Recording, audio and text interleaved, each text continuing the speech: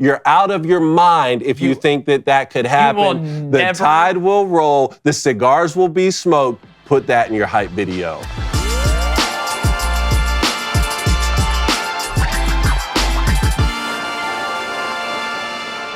We have arrived at another beautiful weekend of college football. It's going by unbelievably fast. It always does. I wanted to slow down. I love having football every day, but I'm going to be so pissed when football season's over. But we're in week 8. We got some great matchups. Y'all know we pick our guest pickers. We're very selective about who we pick. We wanted to have something to do with the weekend that's coming up. And who better to have than former Penn State and UMass football player, I'll throw that in there, our buddy from Next Up with Adam Breneman. Adam, what's up, dog? What's up, man?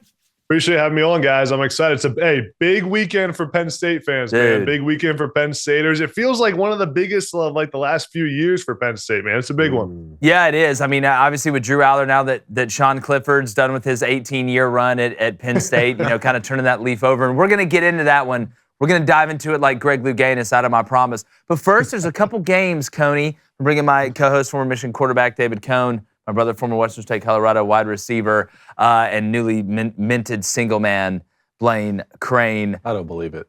I believe it. It's real. It's 100%. Yeah. I guess we're throwing that out there, huh? You threw it out there. You threw it out there during All Access. Hold on. And he was single a week ago. So what does that tell you? Yeah. No, it's due to one of the funniest stories I've ever heard in my life. Adam, you need to check out the story of Mott Steak Stacy. It's one that'll stay with you for a long time. But let's dance around here a little bit, Kenny. Let's dance. Where do you want to start? Let's start.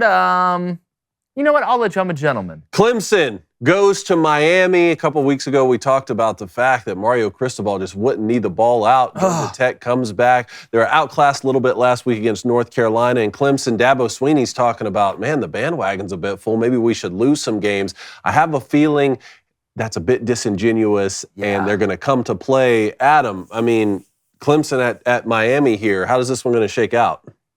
Yeah, man. I think one of the stories of college football right now has been Dabo Swinney's unwillingness to adapt to the new times, right? We're seeing it play out on the field. We saw it earlier in the season with the Duke game.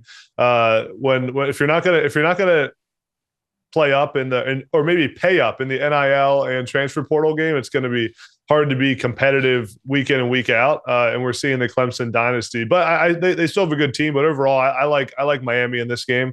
I like what Mario Cristobal is doing, despite that absolutely horrendous decision to not take a knee to end the game. So I like Miami in this one. You know what it reminds me of with Dabo sometimes? And you've seen this, and it's not talking about being an old school or maybe not being the biggest fan of the adjustments. I mean, Nick Saban wasn't the biggest fan of hurry up, no huddle, or NIL, or any of this stuff, but they've obviously adapted. But Dabo reminds me of that Larry David commercial when they're going through time and all the new inventions, they pitch to him, and he's like, no, that'll never work. A toilet? We're not animals. We go outside like humans. Edison, can I be honest with you? It stinks. It's like they go in there each week. They're like, Dabo, this transfer portal freedom thing is really going to be a big part of college football. He's like, no, it won't matter. It won't matter. We're going to keep doing it this way. But I tell you, man, I believe the line's at 4.5, at least from where we're seeing it right now. It's Miami at home. Tyler Van Dyke, a little bit beat up. Who's not a little bit beat up this time of year, but I think he had a lower body. I can't remember if it was ankle, foot, or knee. But it looks like he's going to play. Van Dyke's not a super mobile guy. I think he runs well enough to get out of trouble to extend the play. But I tell you, man, Miami's coming off 2 straight losses. You had I'm not even going to call it a heartbreaker against Georgia Tech. It's just dumbassery. I don't know another way to put it. You broke your own heart. I feel like, though, this Clemson team, even though the game against Wake Forest wasn't beautiful, Cade Klubnik seems like he's really starting to figure it out the more experience he gets. But the difference, I like Miami's defense. I think Miami's got 6-7 NFL players running around on that defense. I love Miami to cover the 4.5. I would cover it 3.5. I actually like Miami to win this game. What do you think? I'm going Clemson. I think Clemson's just a better football team. Clemson, a lot of people don't remember. Clemson's got guys on defense who are a problem. Their front seven is one of the best in the nation. I do think Cade's coming along. He's looking great. I think they're still trying to learn the system, the play calling a little bit. But Cade looks comfortable. So if it's me, I'm taking Clemson. But Adam, I want to ask you this question, and this team's not even playing this weekend, but I want to get your opinion on it. Colorado, you're up 30 at halftime. They come back and lose that game. Let me ask this right now. Do you think Colorado wins another football game this season? I think they'll win another one, but it's not going to be easy. I mean, their path ahead in the Pac-12 is not easy, and I've seen this program up close and personal now. I was at their USC game. Know some of the coaches on that staff. I think the run they went on to start the year was really like something out of a movie. Like, I can't believe, considering how bad that roster is in the front seven on both sides of the ball, I can't believe they got it done. I can't believe with their offensive line that they were able to win those games. I mean, even the Colorado State game, I mean, to beat TCU to start the year, it was really, I think that the reason they won those games is because of the confidence Deion gives those players and that team. They certainly don't have the players up front to win these conference games. But the other thing too, guys, is I was on the record pretty early doubting Shedeur Sanders in the beginning of the year and wondering if he was a Power 5 quarterback. He's certainly proven me wrong from that aspect. So I think it's a balance now of like giving credit to Deion Sanders and what he's done at Colorado, but also recognizing that that the first half of the year might have been a little bit of a fluke because of the confidence that they were playing with. They're just not good enough on the line of scrimmage to compete in most of these games. Well, I want to make this point about Colorado too. The most impressive thing to me about Colorado winning those games, outside of the obvious, the roster's depth isn't great at all, and up front, they're not a good football team on either side of the ball, which kind of goes against how you win, and they were still able to win. It was that they weren't committing 15 penalties a game. Mm-hmm. There wasn't a bunch of antics on the sidelines of guys you brought in through the transfer portal from all other places that are all trying to get theirs. You didn't have that problem. I am not surprised. I was surprised that a team like Stanford was able to do it, but I'm not surprised that Colorado blew a 30-point lead in the second half, because I thought one of their biggest detriments the whole time is the cohesion of bringing that many people from others. It's not like a recruiting class, right, that you bring out of high school. Hey, we're going from high school to the next level together. We're just trying to make it, man. These are guys that played at other spots that were the guy at other places. So I always thought that was the most impressive part. But Stanford, I mean, you look at their roster too. They're not exactly swimming in NFL players either. Colorado relaxed in that game. And zero turnovers early in the season too. You're talking about the no penalties and playing together. I remember them watching them say, hey, we're going to let Nebraska turn the football over. For sure. You know, we're going to let TCU turn. We're not going to turn the football over. Yeah, go ahead, Adam. No, and I think where I was really impressed too, to your guys' point, was that USC game. I was down there. I was standing there watching them get absolutely ran off the field the first half of that game. For them to be able to come back in that game, that takes some culture. That takes some that takes some leadership. So that takes good coaching. Like, most programs would just shut down and fall apart when they're getting ran off the field by Caleb Williams and USC. They almost won that game. I mean, they almost came back and won that. They had an onside kick to get the ball back, didn't get the onside kick. That was an impressive, even though they lost, an impressive game. And that's when I kind of believe some more in the culture Deion's building. Adam, here's what I want to ask you from somebody that's on field level. I haven't got to see them up close. How different was the level of personnel, the level of ability in aggregate of what USC had compared to Colorado from field level, from you looking at? Was it that big of a difference at most places? Yeah, I think the biggest difference were the fronts of on offense and defense. That's where I thought it looked. That's where I had a trouble seeing how they'd match up when I was walking around during warmups. But I'll tell you what, man, like, Shedeur Sanders looks the part when he's out there on the field. I mean, he looks every part of a big time quarterback. The playmakers they have on both sides of the ball. They didn't have Travis Hunter that game, but they've got skill guys on both sides. It was up front, and then also on the other side, like, seeing Caleb Williams do the things he does in person. That was the first time I'd seen him in person. Impressive. I mean, like, the ability to get out of some of those plays, how he creates with his legs. That offense is without him not a very good offense. I mean, that team without Caleb Williams isn't even a top 25 team, I think. I mean, that's how good he is. And now, you know, I mean, we could talk about Caleb Williams and USC all day, but, like, Caleb Williams is the best player in college football. And it's a shame that his defense has let him down time and time and time again.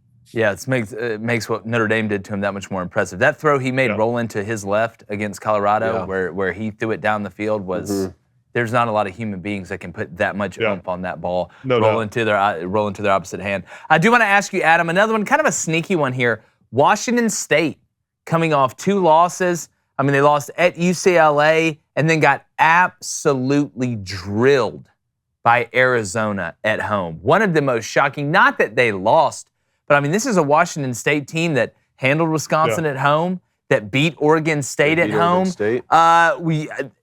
You could say they were looking past to Oregon, but you have Oregon coming off their first loss of the year, a game that they let slip at the end. I mean, the spread on this one's like 20 and a half at some places. Is Washington State falling off a cliff? And do you expect Oregon, who's going to be 13 flavors of pissed off, to really make this one hurt? Yeah, I think Oregon runs away with this one. I do like Washington State. I like Cam Ward and what he brings to the table. I think he's a day one NFL draft guy. But I think Oregon's. Man, I think Oregon's one of the best teams in the country. I really do. After the Washington game, I wanted to move Oregon and Washington up on my top 25. That's how much I like Oregon, even though they lost that game. I think there's a couple of decisions. You can look at what Dan Lanning did and some of the calls he made to not kick field goals. There's a world where Oregon wins that game. It was a toss-up in my mind. Oregon is good on both sides of the ball. They have one of the best quarterbacks in the country. Their offensive coordinator, Will Stein, I think has done a really good job, has a great plan. Their tight end, Terrence Ferguson, has proven to be one of the best in the country. So I like Oregon a lot. I think Oregon's still in this the mix in the Pac-12, and I think that they'll be. I think they're going to have a great rest of the season. I think they're one of the top six programs in the country. I keep saying I think we're going to have 2 rematches in 2 Power 5 conference championships games, Texas and Oklahoma, and Oregon and Washington. I think it's coming, Dave. Yeah. I think you're right. It would be fascinating, both games. All right, let's pick these top 5 games of the weekend. Why don't we stay in the Pac-12 and go with 2 one-loss teams, Utah at USC. Like we said, Trojans thoroughly demolished in South Bend a week ago. And Utah sort of the same way when they lost to Oregon State. The line's now at -7 USC, which you've been liking, over under 53 as we sit here right now. Jake, start us off. You know, if Cam Rising's knee hadn't spontaneously combusted, it'd be hard for me not to pick Utah with what they've done to USC the past 2 times they've played. But whether it's Bryson Barnes or whether it's Nate Johnson, 2 very different players, I know USC's defense. Y'all know me. If you watch the show, I have been talking about the lack of USC's defense. I think it's a Lincoln Riley and Alex Grinch problem, not a USC problem, because he brought that sickness over from Oklahoma. But I do believe this USC team, as good as Utah's defense is, and I love what Kyle Whittingham has done, I think USC will be able to score enough and get enough stops to not only win this game, but cover the 7. I got it at 6.5 earlier in the year. I love Utah's physicality. They're going to try and limit their possessions. I don't care who's at quarterback, especially with the new clock rule. Try and run it down the throat, make it kind of a muddy game, make it ugly. Try and do some things on special teams. Would not be shocked if you saw a fake or a reverse or something on a kickoff return. But at the end of the day, USC coming off an embarrassing performance in their eyes against Notre Dame, a team that a lot of people thought was down and out. I like USC to win this game, even though long-term, give me Kyle Whittingham in Utah, especially when the Dark Knight comes back. What do you think, Blaine? Yeah, I know Dark Knight Rising out there, and a lot of people, you like what Whittingham does, especially from a culture standpoint. I mean, the guys are going to be physical up front on both sides of the ball. If you go back and look, USC and Caleb Williams have never had a problem scoring on on Utah, dropped a 40-piece on them last year. I think 24-25 in the Pac-12 championship. So give me USC. You can only hold the dam so long if you're Utah. The water sooner or later is going to break. So I think USC covers, and I'd play this game up to maybe 9.5. Adam, you see it going differently? No, I agree with you guys, man. I like USC in this game. They've been ready to bounce back since last year and getting embarrassed 2 times by Utah.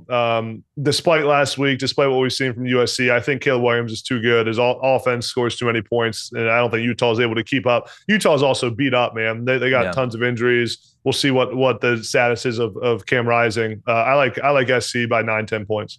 Man, I really want to take Utah because they play the style of football that USC struggles with. We talked about the physicality. Even though they've scored points on them last year, it was sort of that physical defense that really gave them problems. And we saw that last week in South Bend.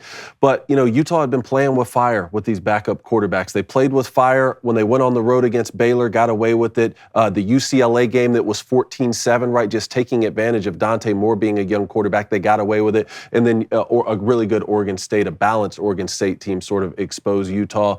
Unless Cam Rising runs out there, I don't like the -7. I don't even like the -6.5, but I think I'm going to take USC with I think this is a game where the USC defense could gain some confidence. They could. Right? This could be almost a jump start for their defense. Slump buster. Absolutely. All right, I'll go with a clean sweep here with USC too. Duke going on the road to Florida State, -14.5. That line is up to 49.5 on the over-under. Still don't know 100% if Riley Leonard's going to play quarterback for Duke or what kind of Riley Leonard we're going to play. You got Florida State in this one, Jake? Yeah, when it comes down to the spread, I'm not touching this one at 14.5 because I know Mike Elko is going to have a great plan against Florida State, even with the lack of personnel equivalency, I guess you could say, from Duke's defense to Florida State's offense with Keon Coleman. I know the Giraffe, Johnny Wilson, has been beat up, but they got Jaheim Bell. That offensive line can move people. I like Benson. And Jordan Travis is scrambling with his eyes up this year, which makes him unbelievably dangerous. Him and Jaden Daniels, outside of Caleb Williams, obviously, but guys that really scramble, they can go 70 and score a touchdown. Keeping their eyes downfield makes them even more dangerous. I think Duke puts up a hell of a fight, even with Riley Leonard. I think Florida State wins this game. Obviously, if Duke has Riley Leonard, it makes them much more effective on offense. But this Florida State defense, too, they got some cats running around on that defense. And I like Waters and Calhoun and some of the guys that Duke has. I just don't think they have enough of them. Would not be shocked to see Florida State get up 17-3, somewhere around there. Duke make it a game at 17-10, and then Florida State really pull away. But the 14.5, if Riley Leonard's not playing, I'd dance with the devil in the moonlight. But if he is, I'm not touching it. Swipe or no swiping. Duke Well, if on the Riley road. Leonard does play, is it going to be the type of Riley Leonard that Duke is used to? Riley wants to run the ball. Yeah. That's when Riley's at his best. I don't think Riley's going to play, and I don't think if he does, I don't think he's going to be 100%. I think this Florida State team's real. Keon Coleman, Benson, Johnny Wilson, a.k.a. Groot. I think Florida State walks the dog in this game, 14.5, easy money. I'd play it almost up to 20 points in this game. I think Florida State's a good enough team to win the national championship this year. Adam, some of those plays Riley Leonard made against Clemson made the difference in that game. How do you see this one going?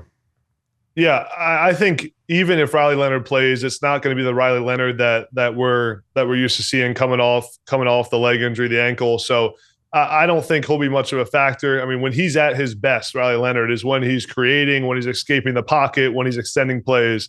If he's not able to do that at 100%, I don't like Duke's chances in this. I also think, in knowing, I mean, you guys know from a coaching standpoint, Florida State's now seen multiple good teams play Duke and has seen how they've been schemed up multiple times. Notre Dame, Clemson. I mean, even they saw them in some other Power 5 games, NC State at this point in the year, to have that kind of film to see how did Notre Dame, how did Clemson scheme them up, and how do they figure out how to move the ball on them is helpful. So I like Florida State in this one. I think it's close in the first half, and Florida State runs away with it in the second half. It's a bit risky to take Duke right now without knowing Riley Leonard. This is the point in the season where Florida State sort of needs to play the consistent type of football if they really have postseason aspirations, which they're the type of team I think can make a run. I'm going to take Florida State as well. How about some action, boys? Yeah. Maction got a good matchup with Toledo at Miami of Ohio. That right now is -2 Toledo. 48.5 on the over-under line.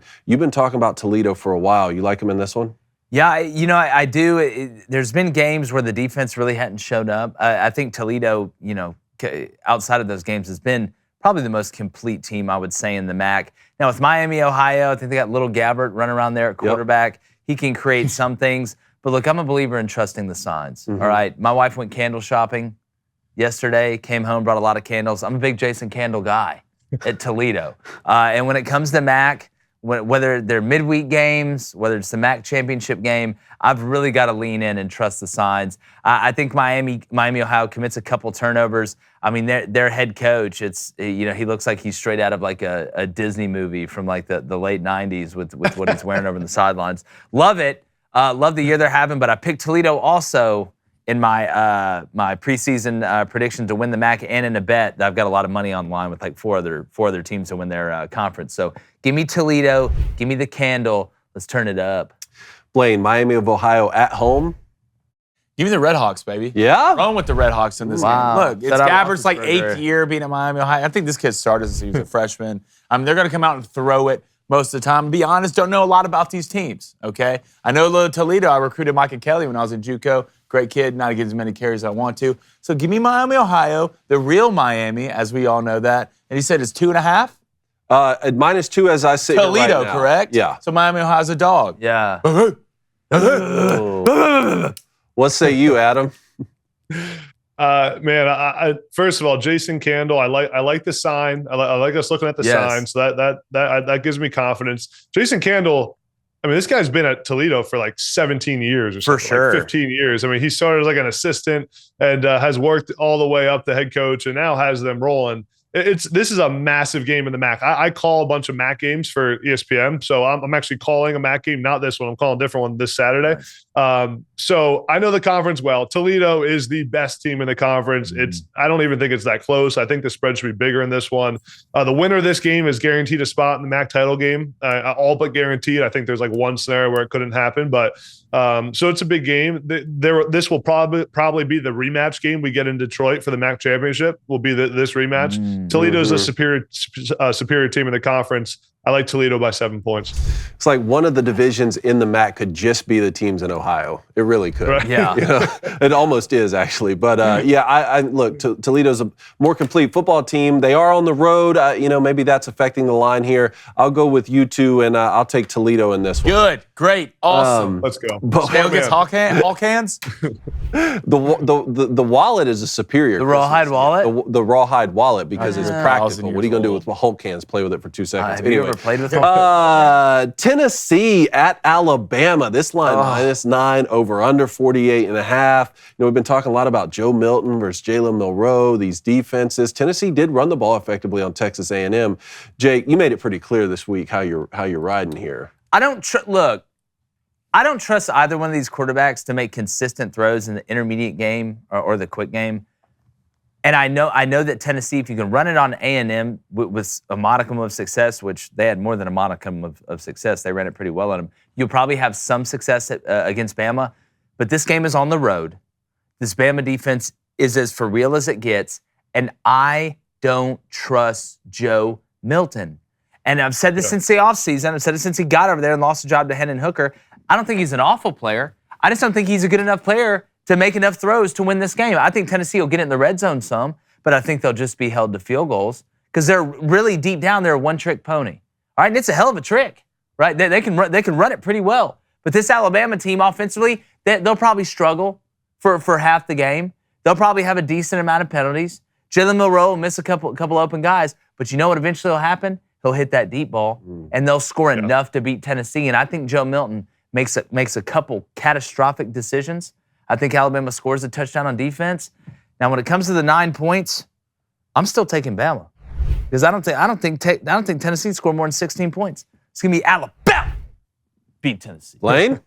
If this game was at Tennessee, maybe I'd have a little different tune to it. I don't think Joe Milton does anything drastic in this game, mistake-wise. I just don't think Joe Milton can make the routine plays routine. I think one thing about Hendon Hooker, not a lot of people give it credit to, but I think he was the best dig thrower in football. Best digger? In immediate game. That was the throw he hit to set up the game-winning field goal last year. Absolutely. I like Alabama in this game. I think it's going to be close. If anything, if I'm going to play anything in this game, I like the under. I think both these defenses are going to show up. So give me Alabama, but closer than what the experts think. So closer than the 9? 9.5. I think you played at 6.5. It's a touchdown ball game to me. Adam, you taking Tennessee here or what? I'm not taking Tennessee. To beat Alabama, you got to have a special offense, and this is not the Tennessee offense we saw last year. Tennessee's offense is fine. Tennessee's offense is fine. Like it's fine. Joe Milton's fine. They're okay. The offensive balance is okay. It's mid. But you got to be special to beat Alabama and to play against their defense. This is for Alabama, one of two major tests remaining on the road to 11-1 season. So like this is did we count Bama out too soon? I think so. I think we wrote them off from the playoff berth after the first few weeks of the season. I certainly did. And if they win this one, they're right back in there. They got another major test, and then they're sitting at 11-1, and 11-1 Alabama is in the college football playoff. So it's a big one for them, and I think Alabama wins and covers. You say we wrote them off too soon. I watched the football team play, and I'm like, I still have a lot of questions. I just think they're taking good advantage of an SEC West that sort of is finally not Elite Two. But you know what? I have some things to say here. Everybody else on this show makes it into a hype video for these different teams. The New York Yankees put Blaine in their hype video. The Washington Huskies putting he's in the Auburn hype video. Everybody gets in the hype video but me. And I get Tennessee fans all over the country writing me, begging me, please stop taking Tennessee. You're jinxing us. You're ruining our chance to win. So you know what? You get what you ask for. The tide will roll in Tuscaloosa. There is a 0% chance Tennessee wins this game. There is a less than 0% chance that Joe Milton and Tennessee could go on the road and beat the Tide in Tuscaloosa. You're out of your mind if you think that could happen. The Tide will roll. The cigars will be smoked. Put that in your hype video. You will never see, what did Tim Tebow said? You will never see a person root harder for a team on Saturday than David will be rooting for Alabama to win. Either way, I'm good because Tennessee fans can thank me. That's if true. They win, if Tennessee does win, David, it's 100% real. You were the reason. Y'all better show up. Yeah, if Tennessee does win, I love it. We're testing the theory out. I'm trying to make a hype video, Adam. You feel me? All right. You're in my hype video. I was watching the Washington hype video, and I don't know which one of you it was. It was one of you popped out on my face on the Washington hype video. I was like, yeah, that was me. I was laying in bed watching. That was a replacement cone. I jumped up off the screen. Oregon is going to win this game. They're just tougher. Yeah. I don't know if that's a good thing or a bad thing, Adam. No, I said I thought Oregon was going to win because they were tougher. I still think Oregon's a tougher team than Washington. I think Dan Lanning just always chooses the most drastic option. Like how he ever makes it through one of those video games where you choose the next thing to do. Like, he just kill him. He never goes to, like, for the kind of spicy salsa. It's just the hottest. Spiciest shit. All I'm saying is that's how you know you made it, man. When the biggest game of the year, Washington, Oregon, or the biggest game of the year so far, puts you in the hype video after the dub. I mean, that's like you made it, man. Congrats. Yeah. Oh, yeah. No, W's for win. Adam, what does it mean when you're a fan of a team? Yeah. Right? And then they still put you in the hype video like you're dissing them before the playoffs? What is they that? see an inch you. Because the New York Yankees definitely did that to my man. And they put me in their hype video like I was they talking did blame bad Adam. They about did the blame. Yankees. So that's why they're trash now until they apologize. All press is good press. That's all what hype I videos said. are good hype videos. We'll take it. And he ended up being right. Blaine ended up being right. That's the worst part. Haven't heard from him since. Last one, boys. Game of the weekend. Penn State going on the road to Columbus, playing the Buckeyes. -4.5 on the line as we sit here now. Over/under are down to 45. Who you taking over there? I wish we could play the inspirational music right now. I wish we had that capability. Look, Penn State's been knocking at the door for a while, right? It always seems to kind of come down to Penn State, Michigan, and Ohio State in the Big Ten East. In the last year of the Big Ten East, what a better time for Penn State to finally get over that hump with James Franklin, who I still consider one of the greatest coaches of all time. You won 9 games at Vanderbilt twice. You have nothing else to prove to me. I don't care if you ever win another game again. When I look at this Ohio State team, this is not the best Ohio State team that we have seen in the past 5 years. I could say the same thing with Georgia. Kyle McCord's still coming along. Marvin Harrison Jr., we know he's a Lambo. Egbuka seems to be coming back. We know Stover's legit. Running back, I'm not worried about him. If they were ever vulnerable, this is the Ohio State team that is vulnerable. But Penn State, in my opinion, up to this point has given me no reason to believe they can hit enough explosive plays, because everybody talks about how elite Penn State's defense is, and it is elite. Number 2 against the run, number 1 against the pass. Say what you want about strength of schedule, that's a real thing, but if you watch these cats run around, you know they're for real. Ohio State's got a pretty damn good defense too. I don't think enough people are talking about them, and they're at home. I just don't believe that Penn State can put together enough explosive plays to score enough points when Ohio State, you know, at some point with Marvin Harrison Jr. or Egbuka or one of these guys is going to make a big-time play. I think it's going to be low scoring, which is the type of game I think it has to be for Penn State. I think Drew Aller is going to make some pretty big-time throws that may be under 20 yards that don't look like big-time throws to everybody else, but they really are. But at the end of the day, I like Ohio State to win this game because I think overall, when it comes down to it, the odds of Ohio State hitting a couple big plays is a lot better than Penn State hitting a couple big plays. Blaine? I think this Penn State team's really good. My biggest question in this game is, can Penn State, Chop Robinson, these fellas get to Kyle McCord? If they can, then Penn State, you feel great about a lot of things. I think Kyle's been sacked 10 times on the year, and Penn State is one of the best in the business of getting to him. Guy named Chops coming after you. Yeah. It's not good. One guy I always look in matchups like this, kind of a sneaky snake. Sneaky snake. You know, Marvin Harrison Jr., great player. And Buka, great player. Cade Stover. Tight ends. Yeah. In big games like this, bad matchups for safeties, tough matchup for linebackers, and a quarterback's best friend.